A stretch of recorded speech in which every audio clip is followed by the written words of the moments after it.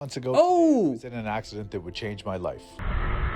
So 6 months ago, we had an accident that changed this person's life from British Columbia, the beautiful British Columbia. So somebody's going to be pulling out in front of us. We tried our absolute best to do a swerve. And then that right there is probably what changed his life, is that left ankle tib fib getting smashed in the car. Oh, that's going to be the thing. Why push it? Why push it? Why push it? Why push it? Okay, just this is a bad spot. You don't have space cushions to left and right, and that's all it takes.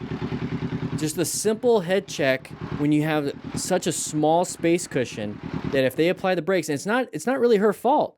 She applied the brakes because people ahead, but you were in a position so close. You're so close. Quick head check, boom. No time to react. So when it comes to total stopping distance, it's your perception, reaction, and then braking distance. So he has such a small distance in front of him that it takes about a second and a half, second and a half for perception, a second and a half for reaction. So it's at minimum 2 seconds for you to see it, start, and then now brake. So if you are so close to that person in front of you, if you're 1 second between, the only time you have is to finally look and see, oh, I must do something, boom, crash.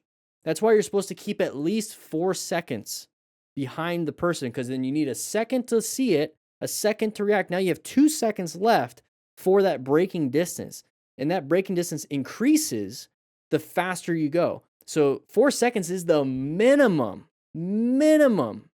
If you're going at a high speed, you need probably 8 to 12 more seconds to be able to stop in time, or at least maneuver out of the way in time.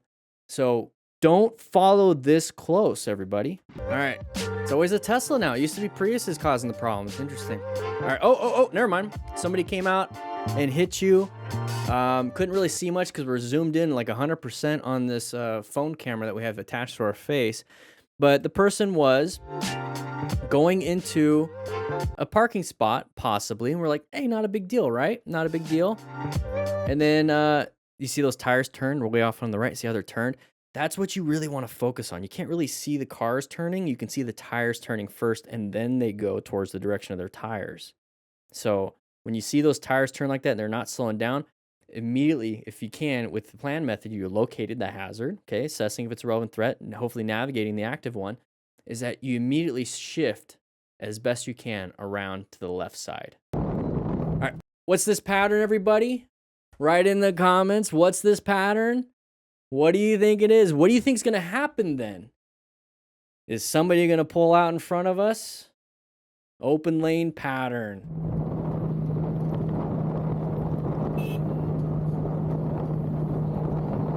So that right there is why I like to have my phone on the handlebars. You see how the turn, the turn's coming up. It's going to turn right a little bit, and then it's going to be a sharp left turn, and then it's going to go straight for a little bit, then it's a turn to the right.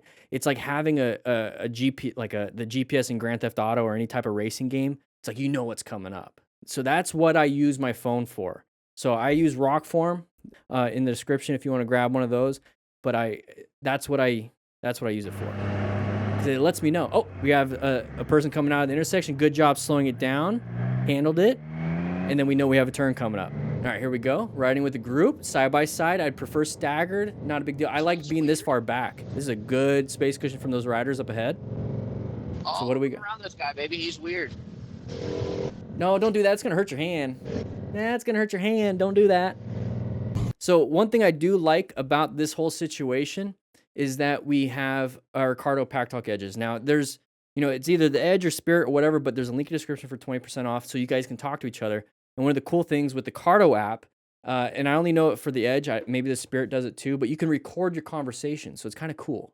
Okay, you can sync it up with your camera. You can even, on some cameras, I think the new Insta360 or whatever cameras, you can actually turn your audio from your Cardo into the camera itself. So your camera's synced up audio-wise with the video. So it's pretty cool. But the reason why I use a Bluetooth head system is to say what he said. Hey, this person's acting kind of weird. Just go ahead and pass them, especially if it's a beginner rider. I'm assuming the one on the right's a beginner rider. So if I was teaching somebody on the road, I would say, hey, go ahead and make a safe maneuver around that person, okay? So I'm going to talk about, hey, you know, is it a relevant threat? They're stopping in our lane, so it's now time to navigate around that active threat. Go ahead and pass on the right and then get back into your lane. So that's what I would say. I wouldn't say go ahead and hit his mirror. Like, Oh, he didn't say that, but guy, maybe he's weird.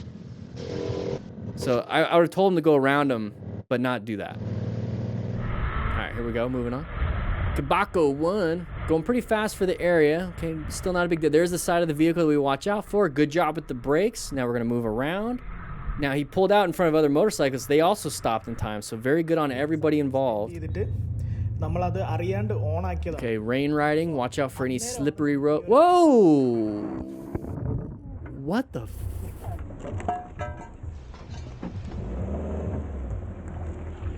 And they just took off.